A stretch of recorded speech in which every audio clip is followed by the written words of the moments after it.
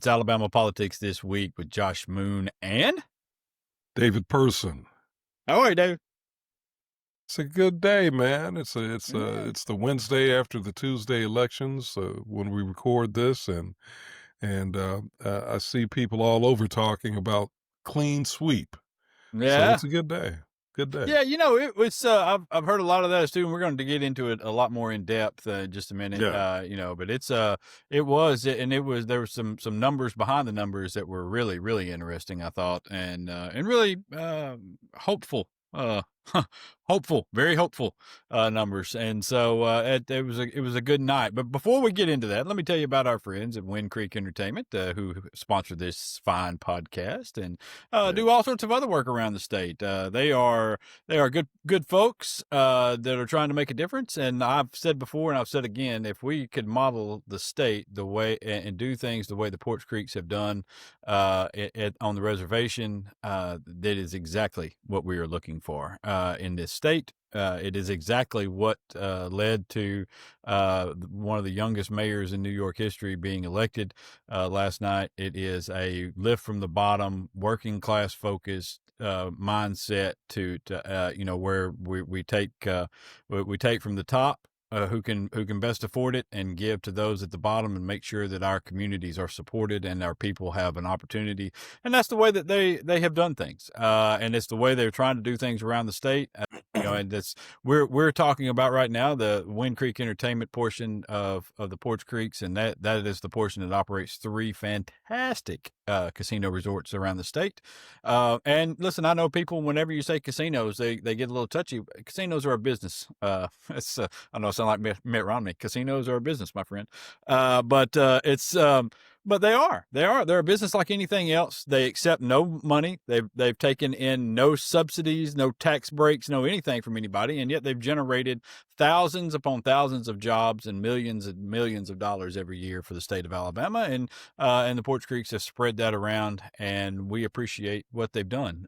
We also appreciate going to one of the facilities from time to time, as David and I both have, and they are fantastic. Go to Atmore, go to Wetumpka.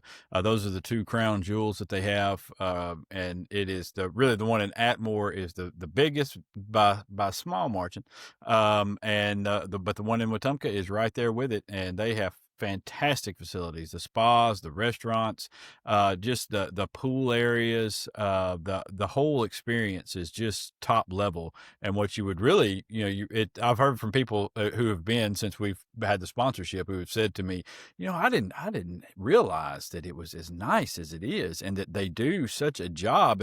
And I'll tell you, the biggest compliment I've heard from people is they tell me that it's like the atmosphere and the way they are treated is like it was in Vegas and old school Vegas. Mm, And you okay. hear people complain a lot now about how Vegas has changed and it's all about the money, and they're trying to squeeze you for every buck they can get out of you, and gone are the old comps and things like that used to draw so many people in. And apparently, that's the experience that they've had with dealing with the folks at Wind Creek, and we not hard for us to believe. I mean, honestly, they support us, and we appreciate them. They never ask for anything, and we really appreciate the work that they've done, and the support that they've had here with us. So go check them out at Wind Creek Entertainment online. Book a room, book a place to stay. Go down and have yourself a nice time. We really do appreciate them. All right. Let's get into this. Speaking of being appreciative, I appreciate all y'all folks for voting. Hmm. Not in the state, but for the folks in Virginia, Hmm. New Jersey, Pennsylvania, New York, all around. Folks out in California who are probably going to save us from the gerrymandering attempt to steal the Congress by the Republicans. Just an outright theft of Congress was attempted right before our eyes, and they didn't even try to hide it without any shame at all. Just going to go in and redraw districts to squeeze out voters. Much of it based upon race that they were going to do. So they were going to Yeah. disenfranchise voters of a minority in minority groups around the country. And they're And still trying to do here in Alabama, yeah, by the way. They're still no, trying to do that. They're still trying no, to they're going undo to. what was done here. Yeah. Yeah, they're Yeah. going to. They're going to do that. They're going to do it at the next available opportunity.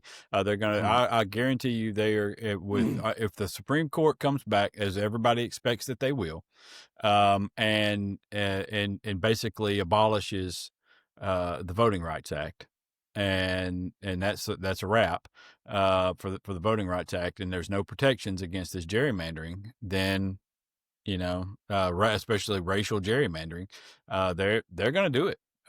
They have shown that they would do it. They have. We saw it with the voter ID issue several years ago. That as soon as Alabama it was out from underneath the pre-clearance requirements, they immediately went and filed the voter ID laws.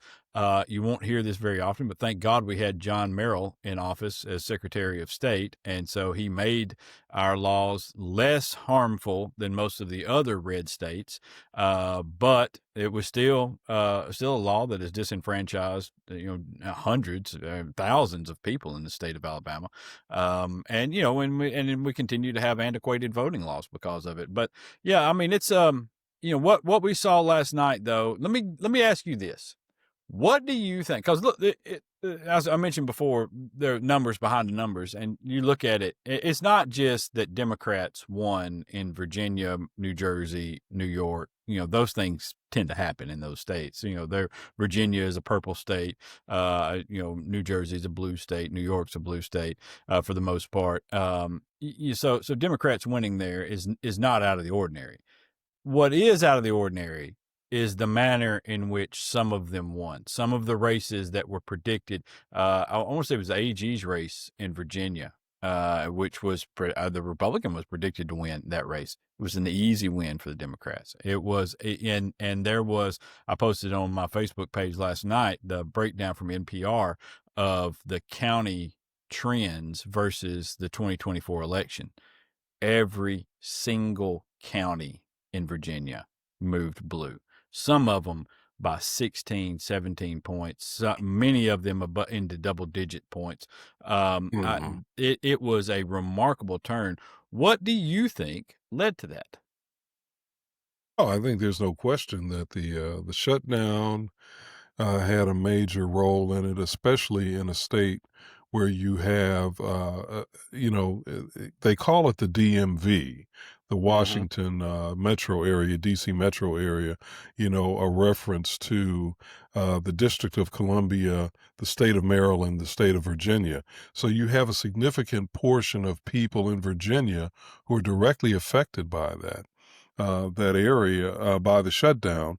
And then you also, I think, again, I think the Republicans they have gotten drunk on their own Kool-Aid, and they have severely underestimated the impact that SNAP benefits and other government benefits have on rural white populations.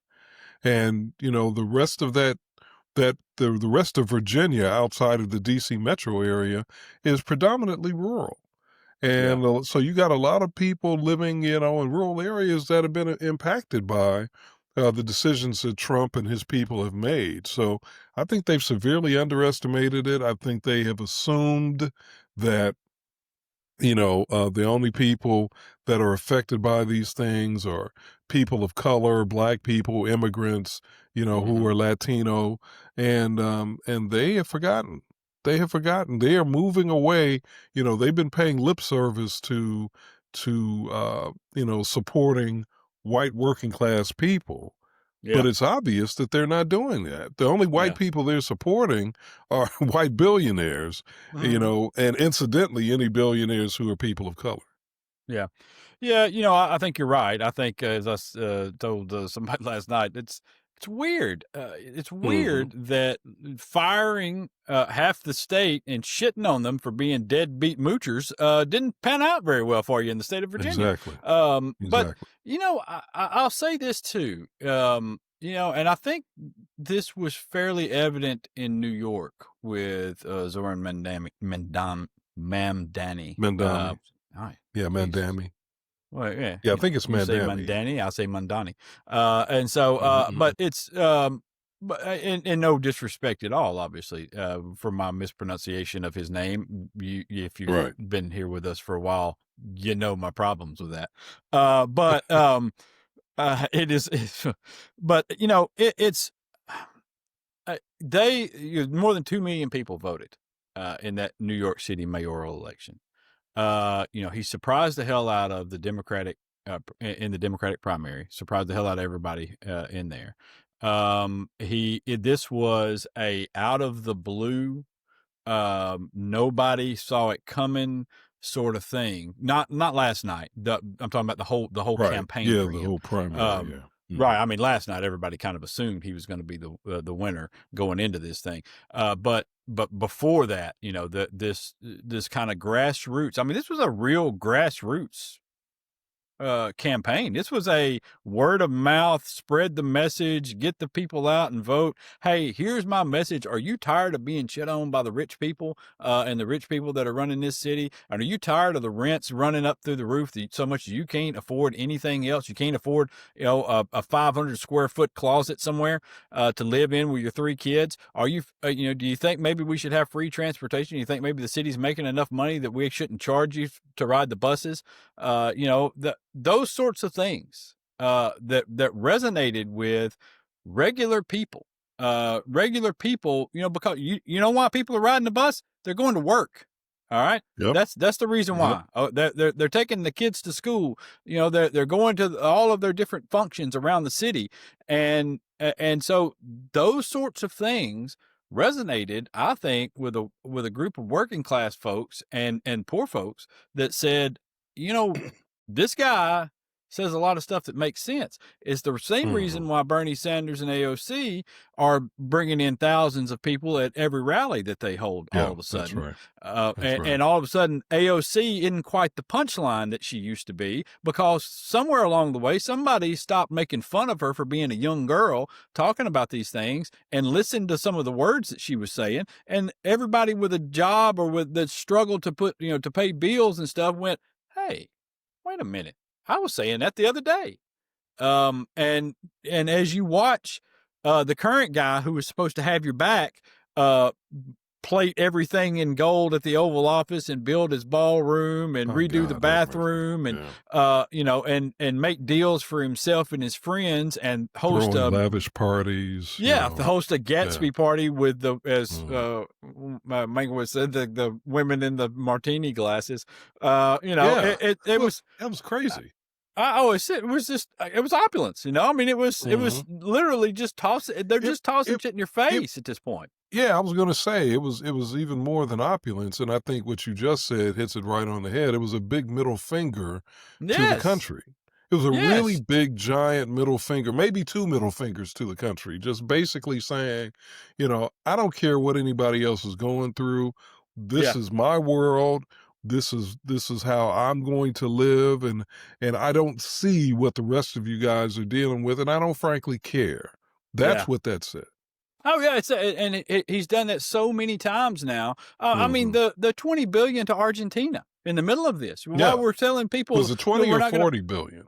Well, it ended Was it up being 40, 20,000,000,000 or but it 40,000,000,000? was 20. It Yeah, was 20, and then we somehow grew to 40. Honestly, yeah, it just was. It's been such a slap in the face to yeah, all these people, and I think folks have finally started to pay attention and say, wait a damn minute here. What are You we you doing? And also the healthcare cost. you know what, and that's a big thing. That's a huge thing. The healthcare cost is a huge thing.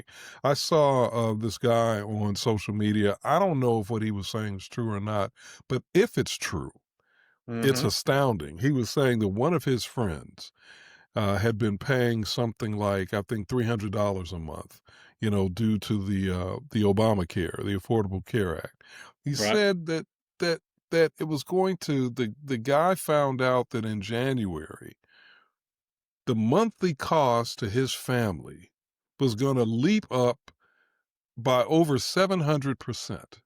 So Mm-hmm. from like 300 to over $2,100. Yeah. I mean, that is a freaking astounding. Oh Who in yeah. the Hey, listen, world can afford to keep health insurance if it's jumping by 700%? Oh, those stories are all over the place now. Yeah, When you look at, yeah, and because what they're talking about is cutting the subsidies out yeah. That's of the right. ACA at this point, That's right. and those subsidies have allowed a lot of working families to pay for health insurance that they desperately need because they make enough money that they don't qualify for Medicaid coverage or anything like that, but they don't make enough money to cover what is essentially the cost of healthcare at this point. And so the federal government has stepped in and given them subsidies to help them purchase the health insurance through the marketplaces. Yeah, Um, yeah. it's just uh, it's unconscionable to me that anybody out there, anybody in this world, anybody who looks at this could take a look at what's happening with the healthcare issue and Mhm. say that this is okay because it, first of all, the cuts are only cuts because they're only making those cuts because they need them to be able to pay for the tax breaks that they've handed out Right, in the big beautiful bill right. that mostly we've all seen the numbers. They mostly go to help large corporations and the wealthiest people among us. I mean, Jeff Bezos is getting $1 billion tax break. I mean, come on, you know. Yeah, um, yeah. a- and and then in addition to that, here's the other thing about it is they continue to say that Obamacare is broken. It's a broken system. It's a broken system. Where? How long? Well, okay, let's just say that it is. It's a broken system. Where's your fix? You've had a fix now. You remember we've had Yeah, concepts of a plan for going on yeah, a decade now.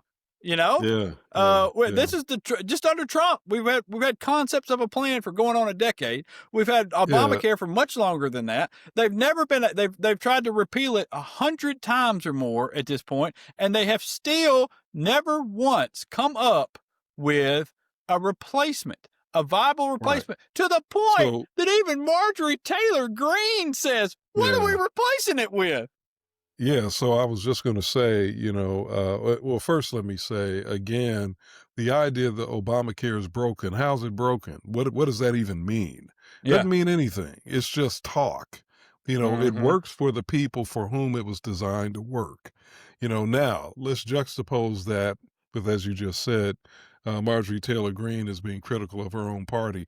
I was watching the clip of her earlier this morning, Josh. I was watching the clip of her appearance on The View. I guess it was very recently, Yeah. maybe within the past few days, and she was complaining about the fact that during the conference call that she was on with Mike Johnson and other GOP Republicans, Mm-hmm. that he's hinting at having a bill, but they're not revealing what the bill is. Now I saw Mike Johnson at one point, and this was maybe a week or so ago, saying, "Oh, well, she's just not privy to the plan because she's not on the requisite committees." Well, and so what? Shit, why is that something that would be, prioritized information for committee Yeah. members? Why is Shouldn't this a that be secret? something that you would want not only all of your Republicans to know about, but the whole freaking country? Yeah, that's It what I just was gonna doesn't make any say. sense. Why is It it makes no secret from any sense. of us? Why Yeah, can't we all makes no know? sense. Yeah. Yeah, I makes mean, no sense. is he going to propose a single payer system? I mean, listen, if he proposes a Yeah, single payer system, I might consider voting for a Republican, out there, the people that would support it. I don't think yeah, he's going to. But, no, because listen, uh, oh, is Obamacare perfect? Absolutely, it is not perfect. It is a very flawed system. It is a system that replaced the how's system it that very Obama flawed? wanted. Uh, How's it what's very that? flawed? I mean, I don't. How's it very flawed? I don't. Well, What is that because I talking? think what I think is it rewards insurance companies out of this thing, and I think that what we essentially did in this thing is we made the insurance companies a middleman when we did not have to, and it's not even the system that Obama, although his name is on it, it's not the system that Obama wanted. Obama wanted Well, the that's single what I payer was going to system. say. I Yeah, mean, yeah, he was left with no yeah, choice. You yeah. either This was reward the the better insurance option. companies It was the lesser of evils Yes. is what it Yes. was. Yeah. The ideal system was a single payer system, Mhm. and that was deemed to be a non-starter from jump.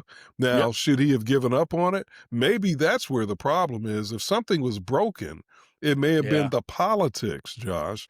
The Well, yeah. fact that Obama did not fight through to try to get the single payer system implemented, because Yeah. then everybody would have benefited, but and not the insurance Well, company. we had there was a whole string of issues that prevented him from having the votes to do it. And it was one of those things where, it was just essentially bad luck. Because there was a death, there was an illness, there was somebody who wasn't seated. I think it was Al Franken didn't get seated for a while. Yeah, Because that's of true. they were challenging Yeah. the election, and so he was short a vote all the time, so he could never force it through, and he could never do enough to get a Republican to break ranks. And so he pivoted because he felt like he needed to get something done. And here's the thing that this is what drives me nuts about Republicans in so many different areas, and really I shouldn't say Republicans, but conservatives is that if it doesn't happen in front of them, they can't realize it as a possibility. And so it doesn't matter that healthcare costs were increasing exponentially just every single year. It was growing and growing and growing and pricing people out of the market constantly. And we had hundreds and hundreds of thousands of people in this state alone that couldn't afford insurance. They did not have Yeah. insurance. And so Yeah. when Obamacare was implemented, it changed all of that. And what it did, and you can go and find the statistics yourself out there on the interwebs. There's this whole tool that's not just for porn at your fingertips, and you can find this, and it shows what the projections would be out for current day had Obamacare not been implemented versus where the costs are today for everybody, not just the folks receiving subsidies, but everyone, because we have covered so many more people and they're not showing up at emergency rooms and hospitals seeking the most expensive care possible now. And they're able to go out and find a doctor and get the treatment for common ailments a lot earlier and have routine checkups and whatnot. Preventative care. Yeah. Yeah, Yeah. we are having fewer costs associated with that, and so it's keeping the costs lower for all the rest of us, and it has stabilized costs for a large majority of the country. I mean, they increase, of course they increase, but are not increasing at the same rate that they were, and so yeah, Hmm. and that's what I'm saying. That it's not the perfect system.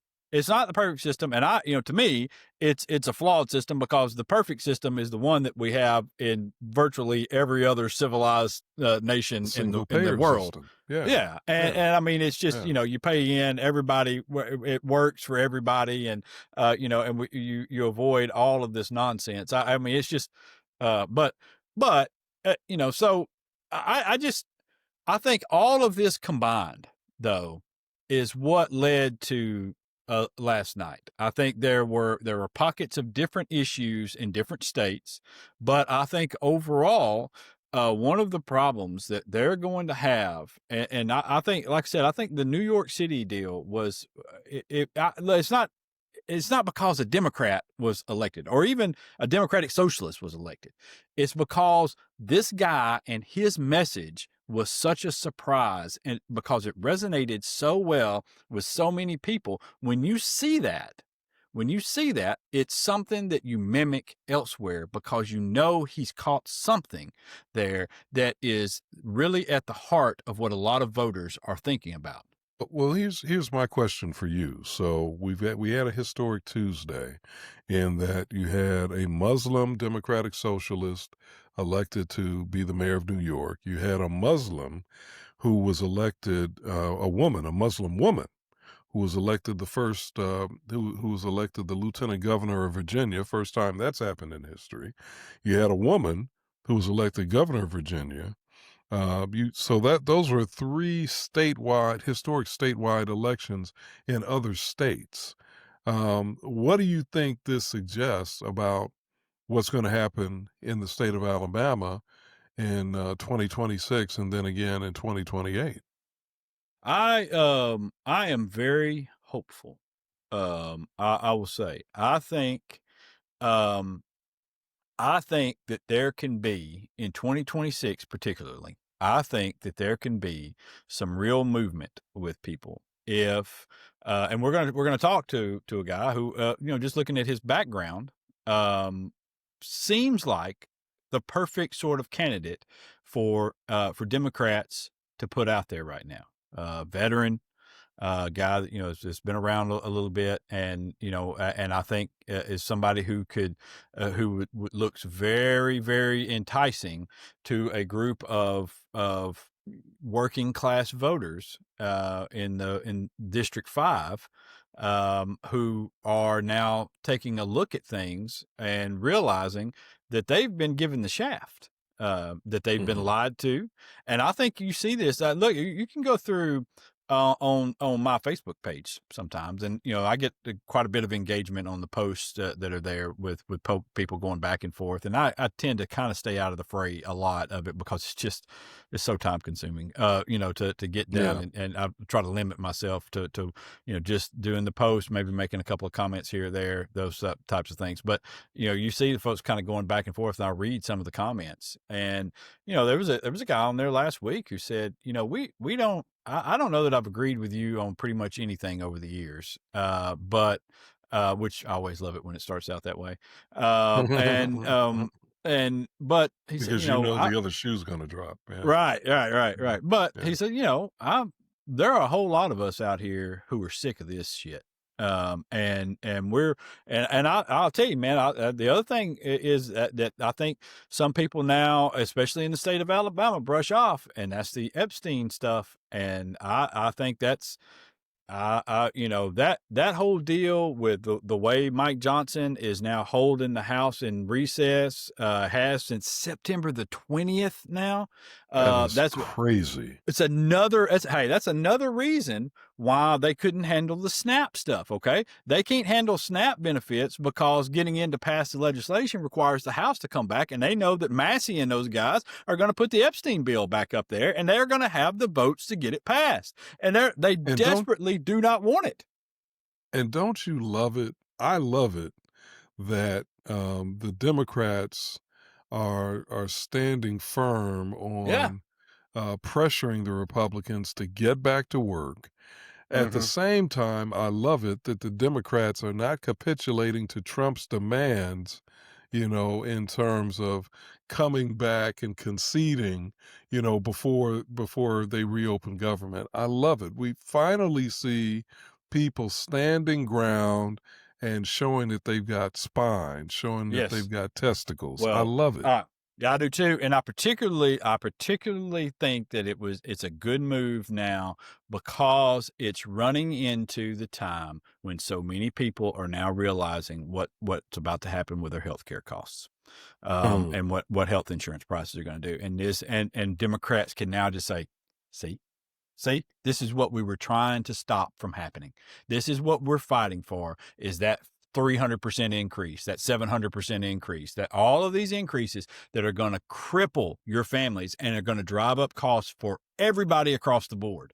That's what we've been fighting this fight over. All right. They shoved this thing through without us last time because we didn't have enough people here, but now they need us to pass this, and we're not going to do it until they take a stand against these cuts. And so, yeah, Mm. you're right. It is nice to see, and I hope, polls show that more and more Americans are figuring this thing out, and blaming the Well, and Republicans and for this. and like Trump himself said when he was a candidate, during the last shutdown, the onus is on the president. Mm-hmm. The president is the one who's supposed to be bringing people to the table. He's the one who's supposed to be Yeah, making sure that government gets back to work. The president is the CEO, you know, so part he's of the got to deal, do it. baby. Yeah, start of That's the right, deal. and Yeah. and the fact that he is, golfing, spending millions of dollars, Mm-hmm. doing golfing, and that he's got these, he threw that lavish party, and, like you said, he's giving away, billions of dollars to other countries, Mm-hmm. and you gotta wonder what that's all about. Yeah. What's his ulterior motive there? you Yeah. know, because he Oh, we're gonna seems to find be a out man he's got a damn who's house nothing given to but. him in Argentina. Yeah. Yeah, I mean, he's a Yeah. guy who just his whole life seems to be defined by ulterior motives. Yeah. So Transactions. Yeah. he's Yeah. transactional. Yep. Exactly. Yeah. All right. I'll tell you what. Let's slide out. Let's get in Jeremy DeVito. Let's Hmm. listen to the options against Dale Strong. And his yeah, and is that he's running against Strong, right? In he's District 5? Is that where Well, he's yeah, running he's against? running for the Democratic nomination. He's got, let's see, there are three other candidates. In fact, we've had two of them on the That's right. In podcast. fact, we had yeah, Yeah, yeah. So yeah, yeah. Candace So and Duvay and all Andrew of them, Sneed. Yeah. yeah, well, all of them have been great. Have been great. Yeah. Yeah, the ones we've talked to so far have been great. We haven't talked to Greg Howard yet, Yeah. but the We need to others get have some of these folks in other races been is what great. we need. That's what we need. We need to get some Yeah. of these people in other races around the state. All right. We're going to slide out. Hey, listen, if you're watching on YouTube, which I assume that you are, this would be a fantastic time for you to subscribe. That way you pick up all of the different segments. So hit subscribe, hang around with us. We'll all be fantastic.